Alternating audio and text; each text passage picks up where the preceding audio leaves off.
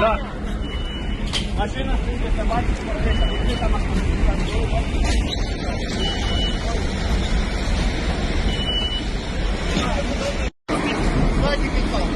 Задалку сюда!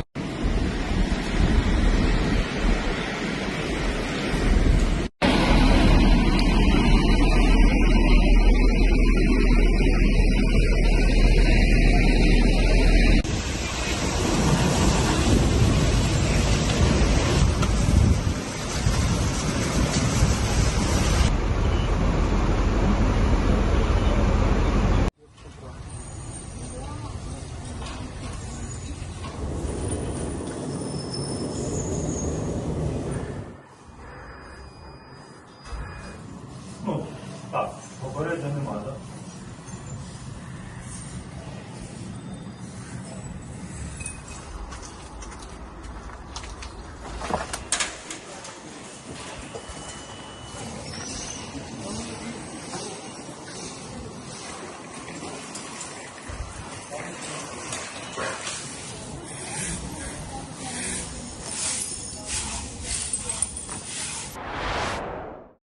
Son imágenes de última hora, de último momento, de un ataque de Rusia. Lo que vemos ahí son misiles rusos cayendo sobre Ucrania, y este es posiblemente la respuesta, bueno, ya nos los dirá Eduardo, o apenas el primer escalón de la respuesta que se ha prometido después de que Ucrania atacara 5 bases aéreas militares y atacar a los bombarderos estratégicos. Está con nosotros Eduardo Luque, quien fue el que aquí dijo, bueno, el que aquí explicó y además anunció justamente cuando atacó Ucrania con estas enjambres de drones que destruyeron varios aviones rusos. ¿Qué estamos viendo, Eduardo?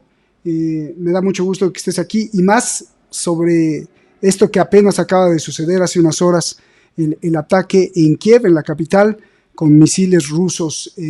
Eduardo, te escucho. Lo que estamos viendo es con toda probabilidad el inicio de una ofensiva mayor, que ya está en marcha, que no viene de ahora. La presión que está ejerciendo en este momento en el norte el ejército ruso sobre la zona de Sumy hizo que el propio generalato de Ucrania advirtiera que la caída de Sumy era posible, la caída de la capital era posible, porque el avance ruso en aquella zona es muy intenso y no ha parado. En las últimas semanas se han conquistado multitud de poblaciones, el ejército ruso ha cortado multitud de líneas de comunicación y avanza de forma inexorable, ¿no? Entonces, esto viene a ser la segunda o tercera parte de lo que ya se estaba haciendo. Además, ya podemos señalar que uno de los objetivos estratégicos antes y sobre todo ahora va a ser precisamente los lugares donde estaban acantonados, dispuestos para intervenir los mercenarios occidentales y los altos oficiales de la OTAN que están implicados directamente en la guerra en Ucrania. Estos van a ser los objetivos prioritarios que ya están siendo estos días atrás. De hecho, se reportan graves pérdidas en oficiales franceses, alemanes y del Reino Unido, y ahora en estos nuevos ataques nuevamente se buscará precisamente descabezar a estos altos oficiales y a estos mercenarios occidentales que dan apoyo y sin el cual posiblemente el ejército ucraniano ya se habría desbandado, ¿no? Esta es la realidad, la triste realidad. Pero recordemos una cuestión esencial. Esto no lo ha planteado el presidente ruso como una respuesta al ataque a los aviones, que formaría parte de lo que diríamos el efecto de la guerra, sino lo ha planteado de otra forma. Esto es la respuesta al terror que estuvo a punto de provocar Ucrania con el ataque a trenes cargados de civiles que nada tenían que ver con la guerra en curso. Recordemos que hace unos días se intentó volar un tren un puente con pasajeros encima. Afortunadamente para ellos, de los 360 y tantos pasajeros que iban en el tren, solo murieron 7, pero fue un atentado directamente contra población civil. Se buscaba provocar una matanza. Y la respuesta que vamos a ver hoy y en días sucesivos, esto no va a acabar así, será más larga, es una respuesta a un ataque terrorista desde el propio Estado ucraniano. No es que hayan atacado un tren militar, cuyo objetivo militar podría tener, digamos, lógica en una especie de guerra, o incluso los aeródromos militares, que también, sino cuando atacas directamente a población civil, estamos ya en otro nivel, ¿no? Y esto es lo que estamos viendo ahora, la respuesta en pantalla del ejército ruso. Qué bueno que lo aclaras, Eduardo, porque bueno, pues una cosa es la respuesta, y sí me llamó la atención porque el ataque de los drones fueron objetivos militares, entonces también Rusia me imagino que está preparando algo contundente contra objetivos militares, una destrucción que le duela a Zelensky. Oye, me parece que habría que escuchar también a los ucranianos, a la población, porque yo creo que cada vez, si ya aquí lo has dicho, que el señor Zelensky no tiene, ni tiene el respaldo, el argumento legal y jurídico de que debe ser presidente en este momento, ya no lo es, y tampoco lo popular, pero ahora también creo que los ciudadanos ucranianos, habrá muchos racistas, nazistas que les gusta la guerra, pero yo creo que también muchos ya están maldiciendo a Donald Trump y a la Unión Europea porque dicen, bueno, pues no hacen nada, se sigue muriendo gente y nos sigue cayendo misiles y todo esto es culpa o gracias a la supuesta intervención de los europeos, ¿no? De los europeos que quieren hacer negocio con Ucrania. Los escuchamos y luego me das tu opinión, porque la guerra, como escribes tú, pues no tiene visos de acabar, ¿o sí? A ver.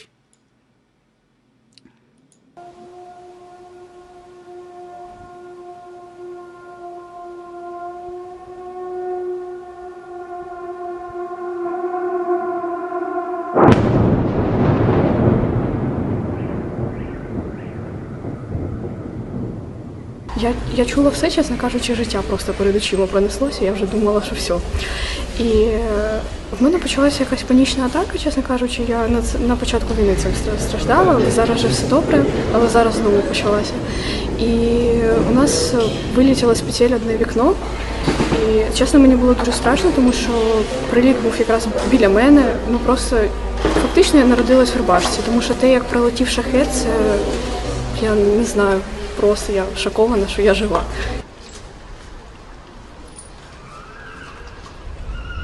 I believe in peace, but in the strong way with partners and Ukrainian side.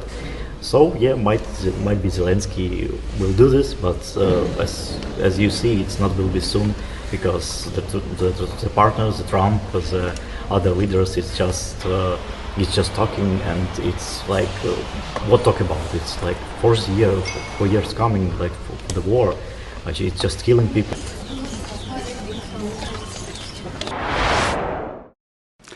A ver, Eduardo, hay ahí dos cosas que me llaman la atención. Se está construyendo una narrativa, uno, de dar gracias a que uno está vivo y que no se muere, y dos, ya no es tan culpable Zelensky, o sea, como que ya esta conciencia en los ciudadanos ucranianos es que olvídate de Zelensky, estos socios europeos y a Trump y los amigos de Ucrania, pues ¿qué hacen? No sé esto hacia dónde lo veas desde el aspecto psicopedagógico, por ejemplo, qué narrativas, cómo va a acabar esa sociedad ucraniana si es que acaba en unos años, en unas décadas. Esto es una lesión tremenda. Eduardo, por favor. Una lección tremenda, pero no es nada extraño lo que vemos en televisión. Es decir, la publicidad que se vive en el interior de Ucrania es absoluta. El mensaje único es único y además intocable. y es la verdad absoluta, entre otras razones, porque si denigras de esta verdad, te juega a la cárcel o desaparecer. La represión interna a cualquier idea diferenciada de la guerra y de la victoria final es una opción que no se puede pronunciar en voz alta, puesto que automáticamente la represión está ahí. Es decir, no es por menos que toda la oposición que existía antes de la guerra está ahora en la cárcel, en el exilio o muerta. Los sindicatos que se oponían al comienzo de la guerra y después del Maidán, que veían ya el peligro de la guerra, en cierres, han sido secuestrados, han sido invisibilizados y han sido detenidos sus dirigentes. Y algunos de ellos, como en el caso de Odesa, fueron asesinados. La oposición está en la cárcel. Han muerto periodistas en la cárcel por torturas. Y evidentemente el único mensaje que hay en el interior de Ucrania es uno. Zelensky, Zelensky, Zelensky. Tenemos una visión posiblemente más neutral desde fuera que no las personas que viven dentro, que están sometidas a una presión publicitaria enorme, como sucede en todas las guerras, por otra parte, y que no tienen otro punto de referencia que los mensajes que reciben. Es diferente, y yo lo puedo constatar, porque aquí en nuestro entorno hay ucranianos que han podido, que ya hace tiempo que viven en nuestro país, o que han huido del país, y tienen otra visión diferente. El cansancio a la guerra, el miedo a que a sus parientes que están todavía en Ucrania, sobre todo los hombres, los movilicen, nos narran cosas reales de los hombres ocultos que no salen ni a comprar ni a la calle por temor a que sean cogidos por los grupos que están cogiendo hombres y enviándolos a los cuarteles y al frente, y la gente vive en una situación de pánico, de terror sistemático, porque ya no es solo por la guerra, sino también por la represión interna, por el miedo a pasear por la calle y que vengan 2 o 3 militares que te cojan y te obligan por la fuerza a ir al frente y a morir, ¿no? Hemos visto no hace mucho escenas de la población melodesa sublevándose por centenares de personas, protestando y empujando a las tropas de reclutamiento e impidiendo que los hombres los cogieran y los llevaran al matadero. Ya se está viendo también un movimiento popular. Y hay una cosa importante, información que nos llega, que nos falta contrastarla, pero que tiene visos de ser realidad, que es que desde Kiev, en los primeros meses, se hizo una purga, una enorme purga de ciudadanos. Cuando quiero decir eso, fueron eliminados físicamente. Esta purga, acallada por la prensa occidental, evidentemente esto no puede salir, es la que ha posibilitado que se extienda el terror entre la población, el terror y el cansancio, porque evidentemente uno, aunque estemos lejos, podemos imaginarnos el tremendo cansancio que representa ver estas escenas. Y eso, y es importante señalarlo, que las ciudades ucranianas no han sido objetivo militar. Los objetivos militares que ha adoptado Rusia siempre buscan objetivos relacionados con la guerra, o industriales, o armamentísticos, o militares propiamente, de acuartelamiento de soldados. Claro. El hecho mismo de que haya tan pocos civiles muertos en Ucrania, a pesar de los duros bombardeos y de los combates, muestra que hay una limitación en cuanto al uso de armas que pudieran provocar auténticas carnicerías. Si Kiev fuera Gaza, ya no existiría Kiev. No, pues no, imagínate. Oye, Eduardo, a ver, yo los invito a ustedes, a ti que nos ves en cualquier parte del mundo, que busquen El Viejo Topo. Ahí escribe Eduardo Luque, y luego, bueno, pues tiene unos artículos y unas investigaciones que son necesarias, ya no digo sorprendentes o excelsas, ¿no? Sino son necesarios para entender esto. Y por eso te quiero preguntar, hablando de narrativas, estas narrativas que dices, por ejemplo, nos pones que Reuters con bombo y platillo anuncia uno de los más grandes ataques de Ucrania a Rusia con este ataque de los drones que vimos la semana pasada. Eduardo, nos escribes 3 preguntas muy importantes. Dices, 3 días antes del ataque a las bases rusas, un grupo de senadores norteamericanos del sector más belicista se encontraban en Kiev, entre ellos la hija de Dick Cheney, autorizando, y tú cuestionas, estaban autorizando el ataque. Y esto nos lleva a otra pregunta. ¿Esto lo sabía Donald Trump? Y esto nos lleva a otra pregunta. ¿Controla Donald Trump el Pentágono o vuelve a pasar como en la legislatura pasada, que fue engañado el presidente por sus generales en Siria? Trump sigue la política local e internacional por la Fox News, no lee informes de seguridad que le presentan diariamente sus asesores de inteligencia. Todo esto lo cuestionas, Eduardo, si nos gustas hablar para ir cerrando el tema de Ucrania, porque viene también lo del matrimonio, así que está bueno el programa de hoy. El divorcio. Sí, realmente el programa de hoy viene cargadito de noticias interesantes, ¿no? A ver, algunas de las cosas que yo escribo se deducen por la propia lógica. Otras son reales. Es decir, 3 días antes del ataque a los aeródromos rusos, un grupo de senadores republicanos y demócratas, de los más belicosos, puesto que tanto en un lado como en otro hay gente que solo piensa en la guerra, es decir, los demócratas con Biden son los que han provocado la guerra en Ucrania.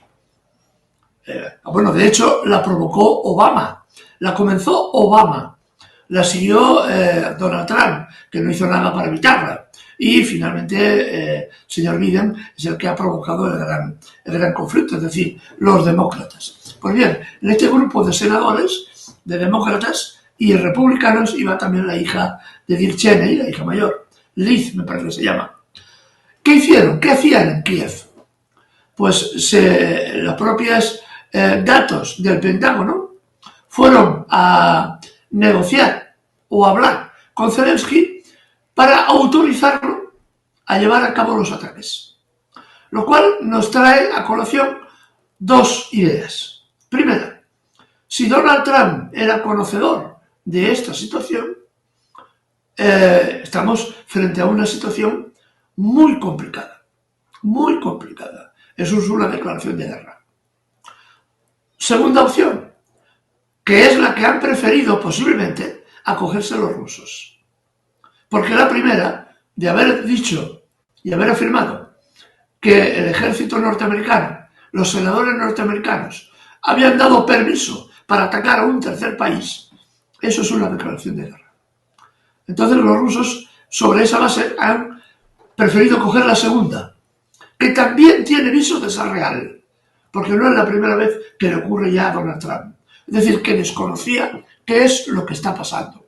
Y esto lo suscribe el hecho mismo de que en la conversación que mantuvo ayer entre el señor Trump y el presidente Putin, hablaron de esta posibilidad, hablaron de la posibilidad de la respuesta dura por parte de Rusia, y el señor Trump no dijo que no. No se negó a esta respuesta. Lo vio como una necesidad, como obligatorio.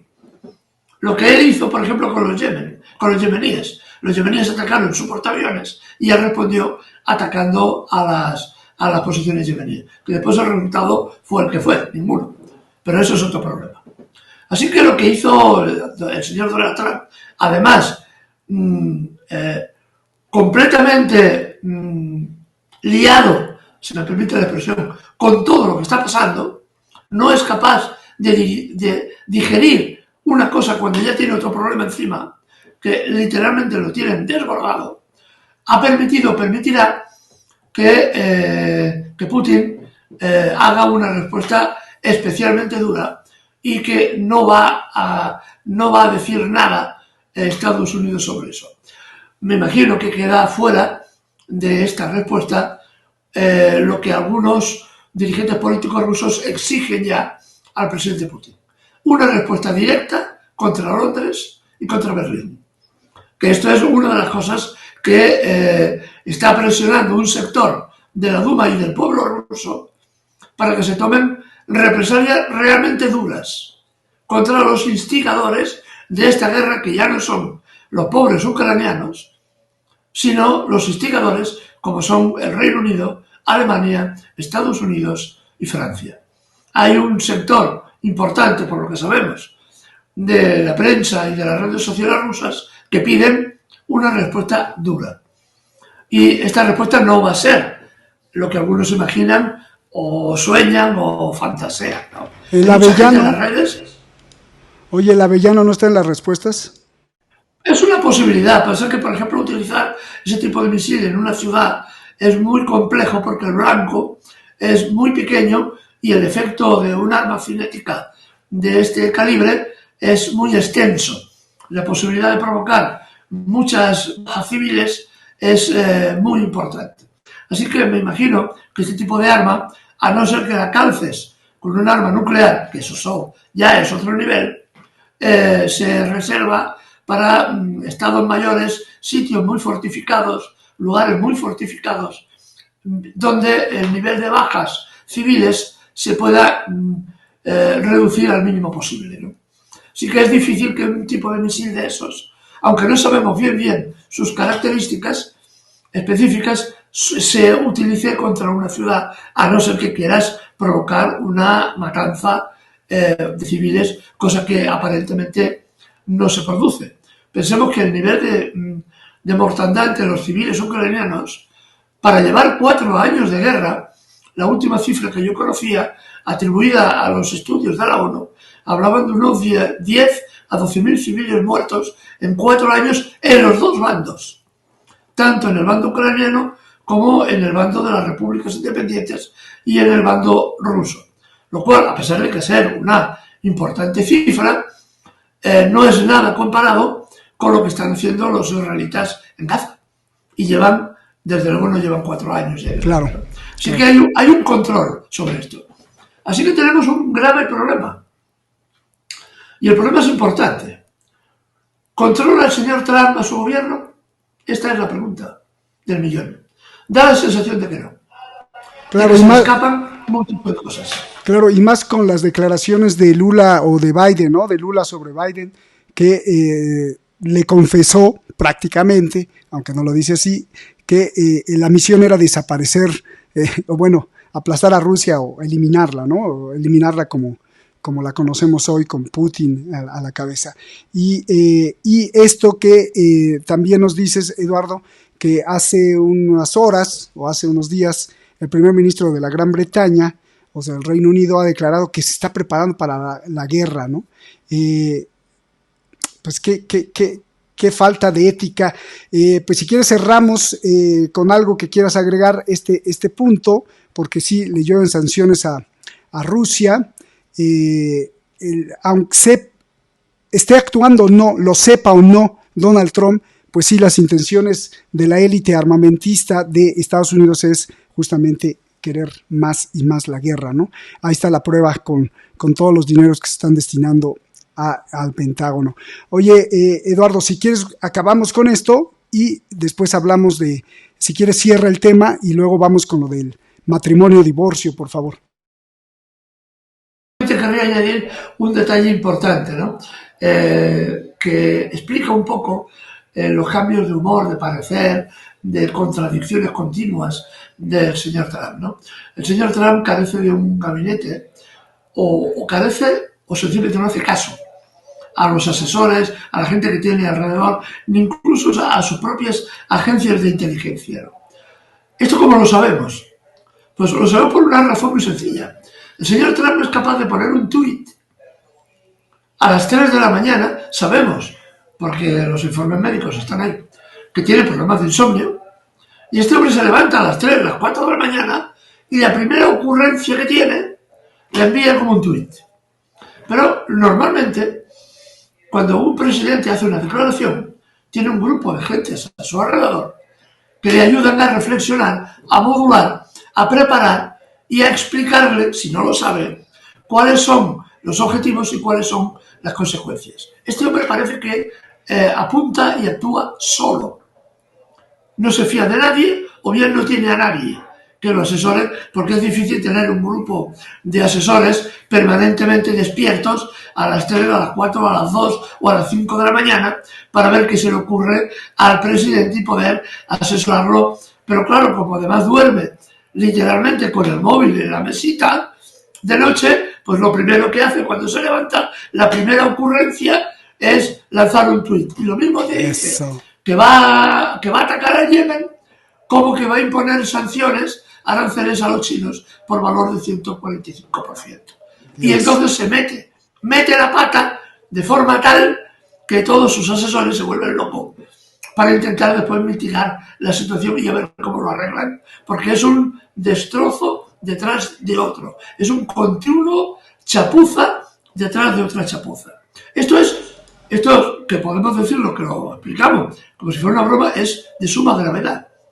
Claro. Donald Trump no lee, dicho ya por sus asesores, los anteriores, cuando estuvo los primeros 4 años de presidente y ahora todavía más, porque es más mayor, no lee suficientes informes de inteligencia que le provienen sus propias instancias. No lee, le tienen que explicar. Ahora han descubierto que para que preste atención a la política interior y la política exterior, le tienen que explicar las cosas como las ve él en su canal preferido de televisión, que es la Fox.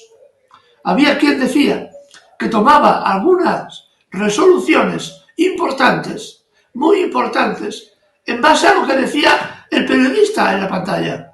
Él se guiaba por la información que recibía de la Fox y ahí, en función de eso, actuaba. Pues bien, le tienen que explicar, ahora están pensando en el formato, ¿con qué formato le explicamos al señor Trump la política internacional y la política nacional para que no se aburra y para que esté mínimamente informado?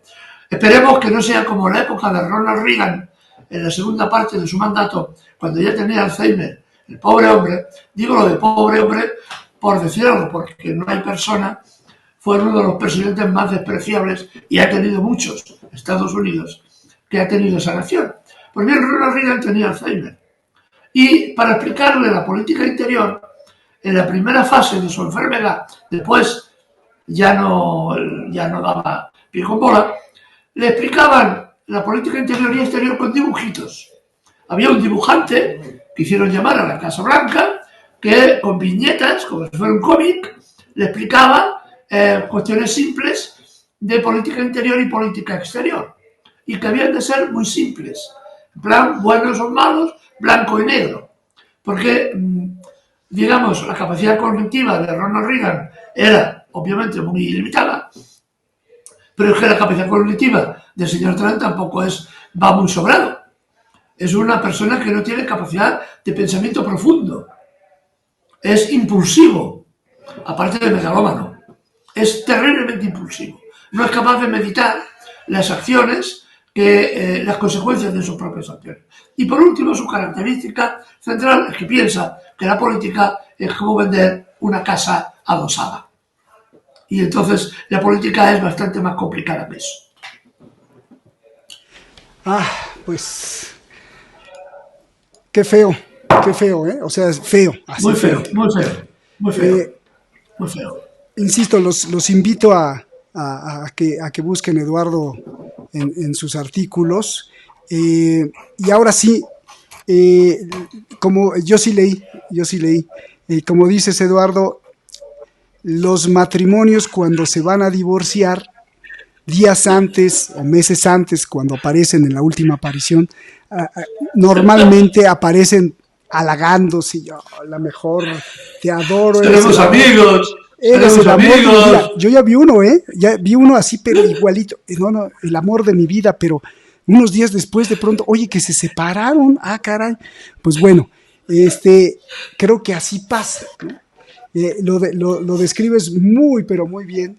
Y estamos hablando del matrimonio hermoso que tenían Donald Trump e Elon Musk. Y de pronto se convierte en un divorcio, pero un divorcio donde se pegan con el tubo, a tubazos, así como lo dices, a golpe de Twitter, a golpe de X. Vamos a escuchar tantito para para ponerlo en contexto. Y ahora nos dices y nos hablas de este gran matrimonio. Eduardo, por favor.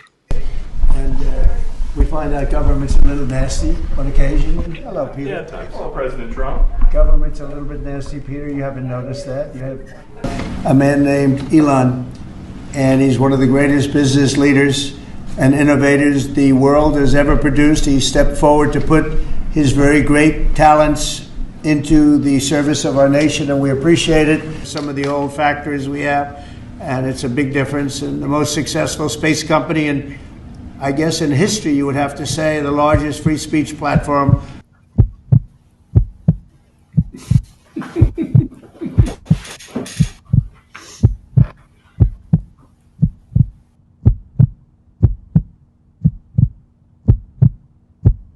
All of the things that we're doing, nobody's ever seen anything like it. And, you know, Elon's upset because we took the EV mandate, and, you know, which was a lot of money for electric vehicles. And, you know, they're having a hard time, the electric vehicles. And they want us to pay billions of dollars in subsidy.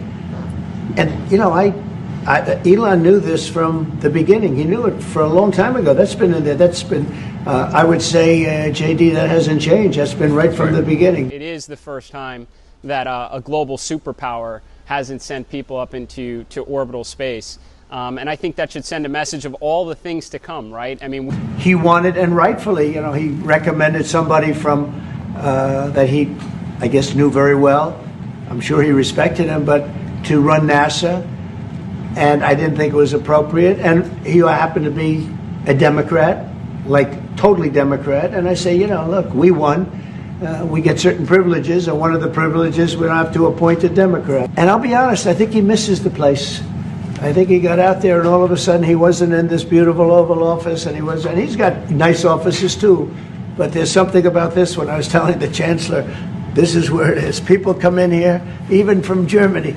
They come in and they walk into the Oval Office, and it's just a special place. It's, you know, I'll tell you, it's not. He's not the first.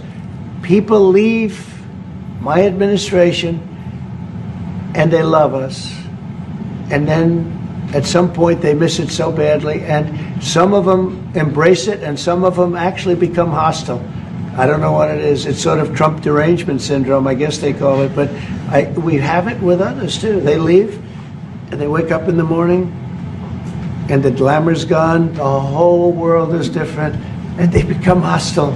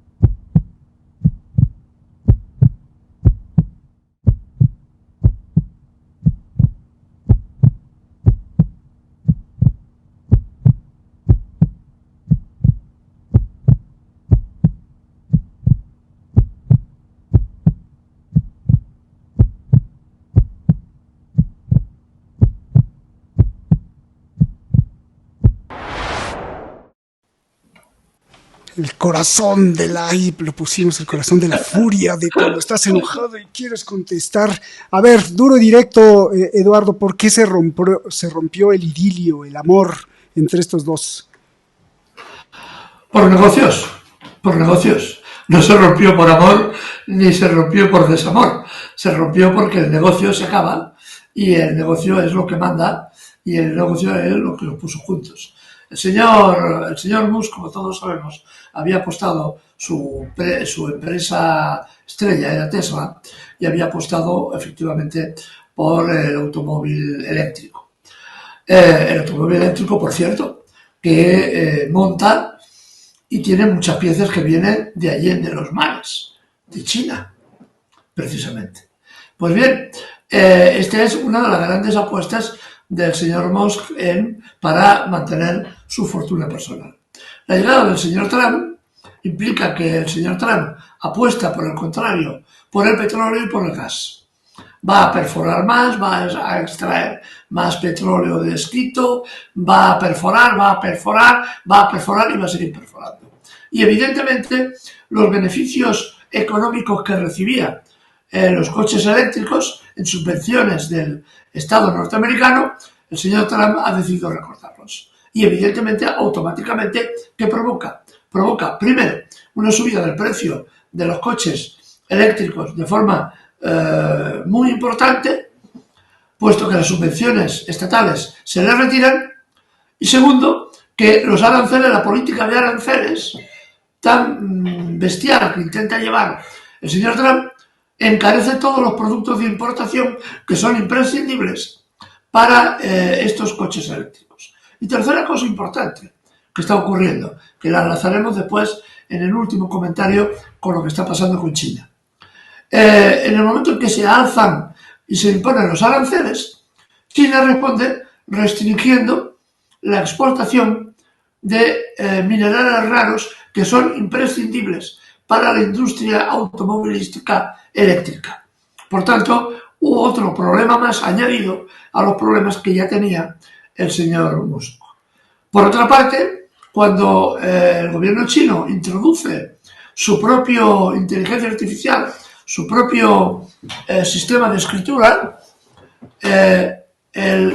los métodos, los sistemas de escritura de inteligencia artificial de Occidente se desploman en bolsa y el señor Musk pierde centenares de miles de millones en cotización de sus empresas, porque estaban muy ligadas al tema de la electricidad.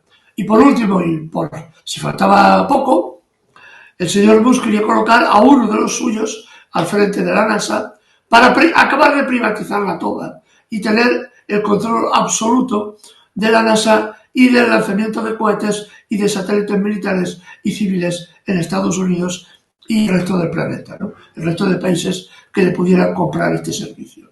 Esto no lo ha permitido el señor Trump, que ha colocado a un republicano, y como hemos visto, su único argumento era que el designado por el señor Musk era demócrata, como si el ser demócrata o el ser republicano implicara que no tienes, digamos, la capacidad para dirigir una empresa de estas características, ¿no?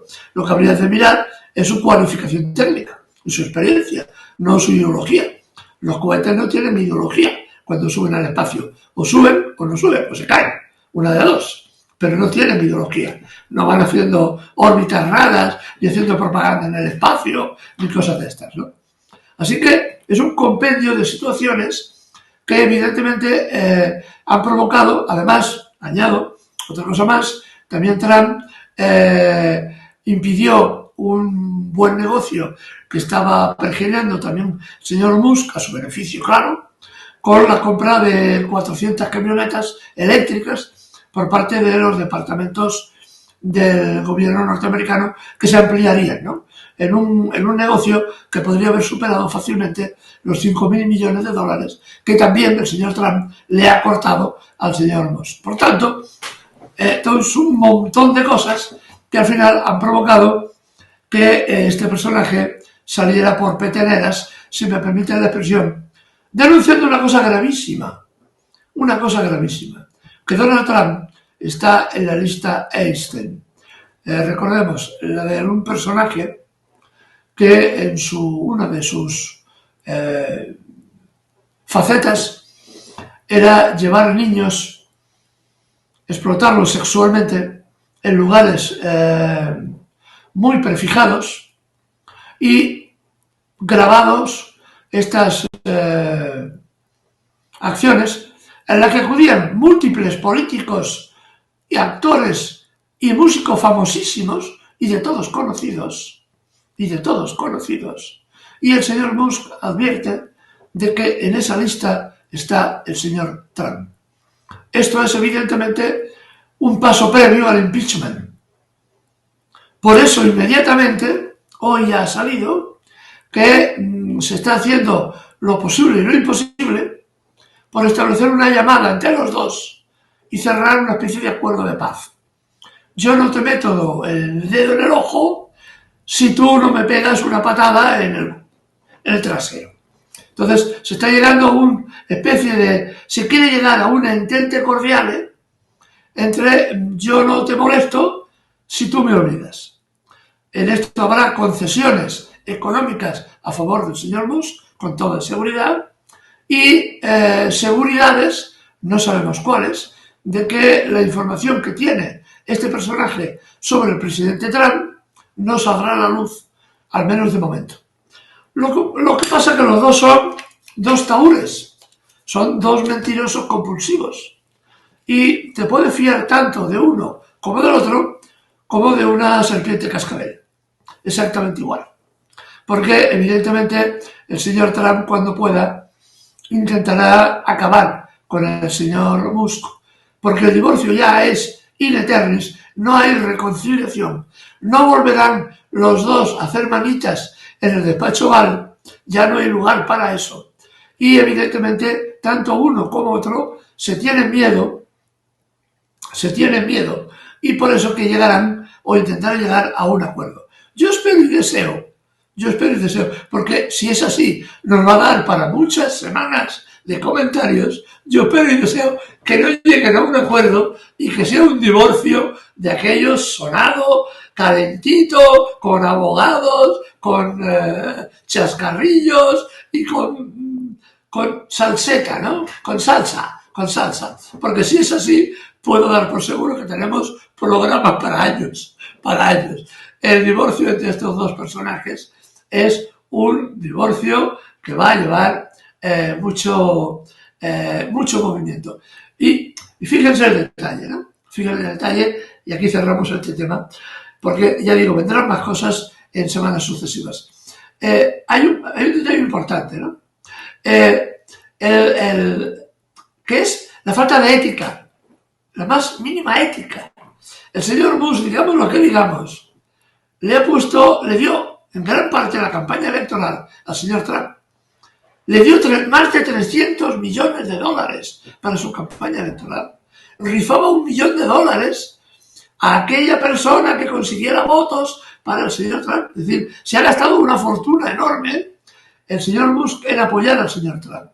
Y el señor Trump se lo ha agradecido a los 160 días, o por ahí, no llega a los 200 días, le ha dado una patada en el trasero y ya le ha dicho, mira, ya has hecho lo que yo quería, lo que a mí me interesaba, ahora púdrete, que es lo que le ha dicho, entre otras cosas. Lo que ocurre es que el hueso, el Musk, es un hueso muy duro de roer y que nos va a dar, con toda seguridad, muchos titulares.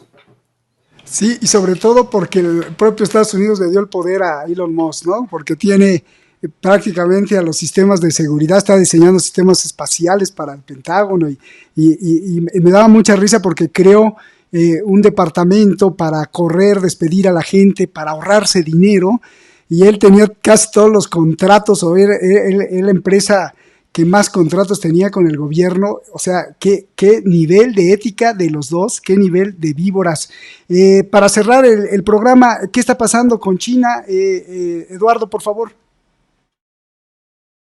Esto ya entraremos, porque va a traer colación, va a ser un detalle importante, y hablaremos la semana que viene con toda seguridad. Si es que ha pasado alguna cosa todavía mayor, que nunca se sabe.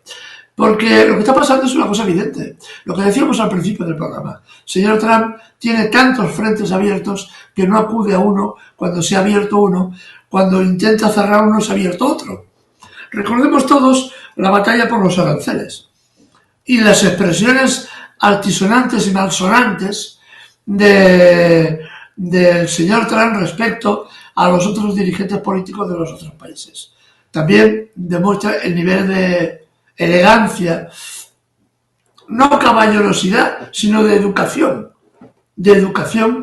la mínima educación que se exige a cualquier persona y aún más a un presidente de gobierno. Pero esto ya es cosa normal dentro de la figura del señor Trump, ¿no?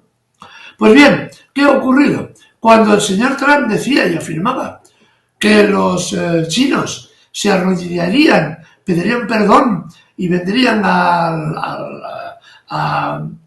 que Estados Unidos les impusiera la mano y los salvara del caos que tenían montado, la semana pasada decía el señor Trump que gracias a él no había habido poco menos que una revolución en China contra el señor Xi Jinping, que gracias a él China no había entrado en una debacle.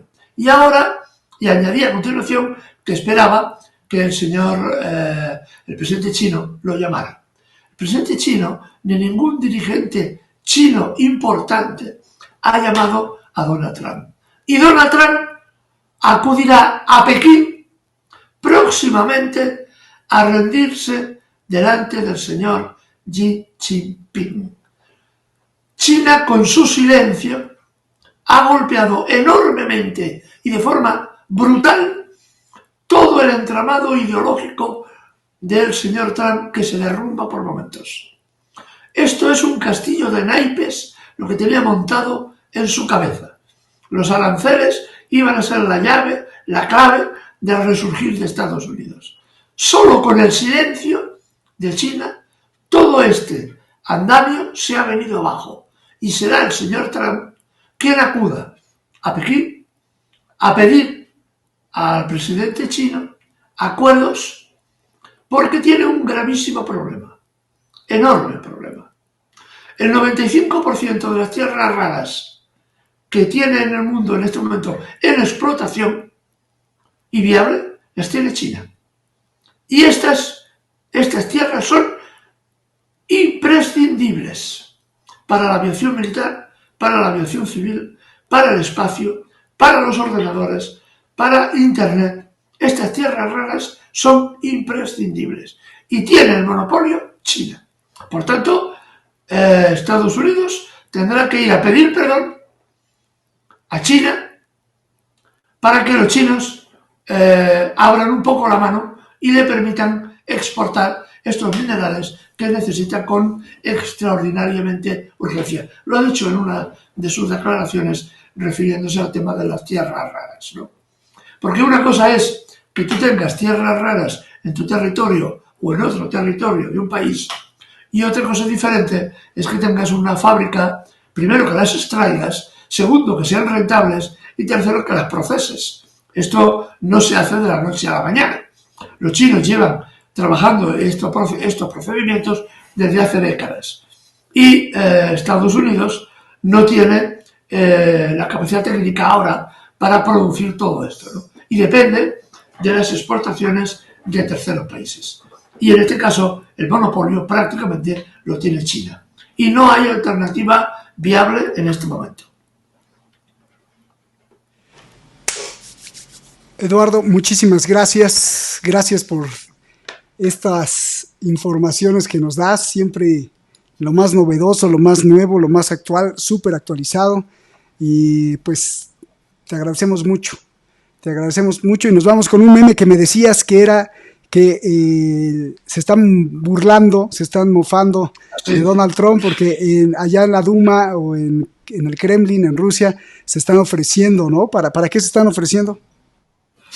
Pues ahora me parece que era el señor Peskov, que es el portavoz del Kremlin, me parece que se ofrecía esta mañana para mediar entre la guerra entre el señor Musk y el señor Trump. Se propone él como mediador para llegar a un alto el fuego entre los dos y que se reconcilien. Por su parte, otros dirigentes, altos dirigentes, me parece que fue el presidente de la Duma, el que además le ofrece al señor Musk la posibilidad de huir a Rusia y que Rusia le dará amparo para evitar que en un arrebato de ira el señor Trump ordene la eliminación de la pareja en ese divorcio, ¿no? Así que en plan de broma, lo que estamos viendo en el Pentágono, la Casa Blanca, realmente es absolutamente cómico. La semana pasada hablábamos de que el gobierno del señor Trump era como el camarote de los hermanos Marx, pues tenemos un ejemplo semanal de que repetimos la misma escena una y otra vez. Y me temo, no sé si temerlo o esperarlo, que tendremos más escenas del camarote de los hermanos Marx en un futuro inmediato. Gracias, Eduardo, pues nos estamos viendo. Gracias por todo y un abrazo gigante, hermano. Lo mejor para ti y tu familia siempre, y a ustedes que nos ven en cualquier parte del mundo, lo mejor también para ustedes. Gracias por el favor de la atención que le tienen a Detrás de la Razón. Gracias por estar aquí en esta comunidad que crece cada día más, pero sobre todo, lo más importante, que hay más elementos para generar conciencias de diferentes ángulos, de diferentes visiones y plantear sobre todo, y más importante, las dudas. Nos vemos hasta la próxima y gracias. Hermano, un abrazo nuevamente. Bye bye. Un abrazo.